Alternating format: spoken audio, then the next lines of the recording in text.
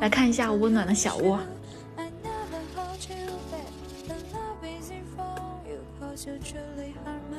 今天是存钱买房的第80天，喝杯水做晚饭，干杯！打开我的小冰箱，我准备把昨天吃火锅剩的菜给解决掉，不能浪费。还有金针菇和小青菜。再来拿一包过桥米线，起锅烧水，米线冷水下锅，水开把卖煮的食材放进去，加入料包。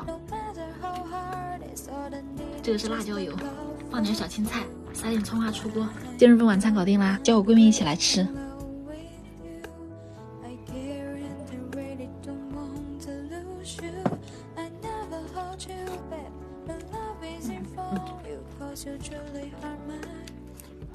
这个还是妈妈。